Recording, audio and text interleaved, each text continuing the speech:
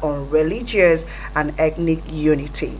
We're looking at several areas, several other things, that embodied inside the social justice itself, from the background and what social justice means and all of that. And of course, our guest is right here to tell us more about all that that is involved in social justice. So time come out. You're welcome. Good afternoon, Holy. Good afternoon, Sweet Terry. Good afternoon, Nigerians. It's an amazing time to be here, and I feel like it's very important that we have this conversation now. I mean, it's the season of fasting. We are going into Lent, and it's a period of reflection, a period where every Nigerian have to self-reflect and also try to imbibe in them the right values. When you hear the history and the reasons why both religions actually fast, you would see the need why this conversation is actually very important and timely. Because since we are reflecting, let's reflect on the right things. And if we want to imbibe certain things, let's imbibe qualities that will improve us as individuals and then as a nation at the end of the day. And that's why we came up with this conversation. And what social justice really, and religious tolerance and ethnic unity, and why is it important for us right now? We all know that Nigeria is actually a multi-ethnic and multi-religious society. Some might argue, say we don't get religious, traditional religion. But these days, I see traditional worshippers. I also see atheists. So it means that, contrary to the popular opinion of just having Muslims and Christians, we actually have more diversity now. We have traditional religious worshippers. We have, what do they call it, atheists within our midst. And not just to stop there, we also have a difference in terms of ethnicity. Now, prior to amalgamation of Nigeria, different ethnic groups existed in patches. It meant that they weren't together as a single entity that is Nigeria. And what that means is they were being done successfully, which is orientating us to believing that we are one. In other climes where this kind of amalgamation actually occurred, you would see that the kind of what that's not our situation.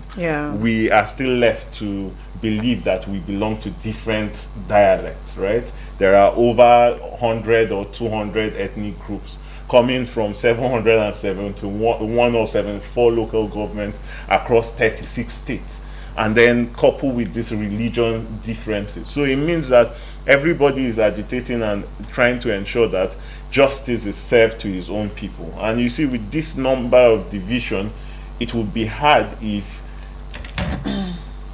the contrary is the case, if it's injustice that is being served. And injustice, basically, in terms of allocation of resources, in terms of allocation of opportunities, even basic amenities such as healthcare facilities and road networks. You see, even within maybe the judicial system, justice, peace, and the kind of judgment that is allotted to each category. So this is actually a very dicey and important subject, especially in spite of our diversity and our multi-ethnic nature as a nation. And part of the reason why a lot of things we are faced today as a nation, the ugly things, the crisis, the chaos, and just to mention a few, it's actually due to a lack of social justice. In other words, social injustice across regions in the nation. And that's why we're having this conversation today. You have a question? Okay, that's social justice. I'm sorry, I want to believe that when we talk about this social injustice, you mean maybe a particular set of people. For example, maybe if you go to the West, they have good roads, they have good hospitals. Now you go to, I think that's what this whole social injustice is all about. Indeed. So directly or indirectly, it affects our society. Now, directly, because when people feel like they are unjustly treated, they are forced to revolt, they are forced to protest, they are agitating, and sometimes the conduct of that agitation is violent. It leads to crisis. people thinking we are better than you, or that one thinking no, you people are not better than. So it brings unhealthy competition that might lead to citizens, instead of uniting, killing one another just to be heard, just to feel like okay, we are. And that's not to say that it's right in all claims to do that, but this is one of the consequences. On the other hand, right, when resources aren't adequately allotted, all right, opportunities aren't properly, it means that education is loop-sided. And what lack of education would translate to is lack of productivity, right? You will not be able to impact on your immediate economy. Let's say, for instance, one subject that have been really a hot topic, especially in Nigeria right now, is the topic about crude oil being one of our major source of livelihood. What benefit of the crude, how much they are able to what benefit of the crude, how much they are able to get the crude and get allocation for their government and all of that. So the government is trying as hard to ensure that everybody enjoys the dividend of having crude in our nation. However, we can diversify these things. You can have agricultural tribe, you can support the institution, maybe agric, and make advantage if we try and diversify it. For instance, you have a working population, as opposed to being just redundant and not doing anything. They know that they can look forward to something at the end of the day. Time we were food insecure in this nation. So if we become productive, especially in these regions that maybe even contaminated the soil and planting is not really lucrative to do, then you can be assured that the people of the side where the agric is functional will not be agitating, and they know you can get people import products. People import products in an agricultural society like Nigeria, which is not supposed to be done.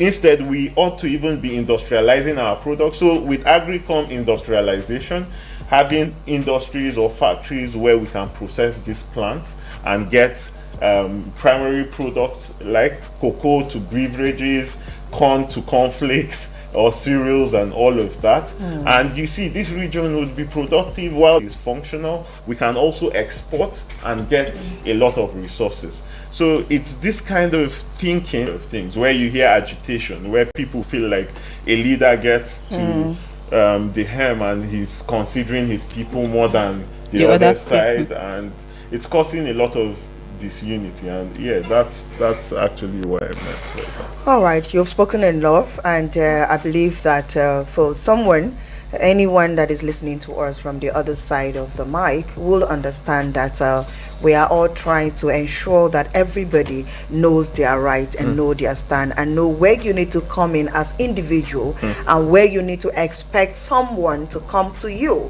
for some sort of help or assistance or whatever it is. And now, talking about social injustice, we know that this involves a country where citizens feel like they are not fairly treated. What do you think are those things that the leaders have to put in place to ensure that everybody is carried along? I love to always reiterate, a few days ago, there was a protest. And a lot of Nigerians came back wounded. Some came back running from tear gas and all of that. What would you say about that? Yeah, so in a nation where everything is functional, that should never happen. Every life is sacred. Every citizen is actually a king, is actually a leader in his own zone. So his voice needs to be heard. There needs to be that acceptance, that freedom. It's a democratic system where people could express, and they should do it the right way also, right? Do the things in the right way. How can we basically eliminate such a situation from happening? It's just basically, in instance, there's an employment opportunity, right? It shouldn't just be left on its own how this employment should be shared. It should be shared according to regions, right?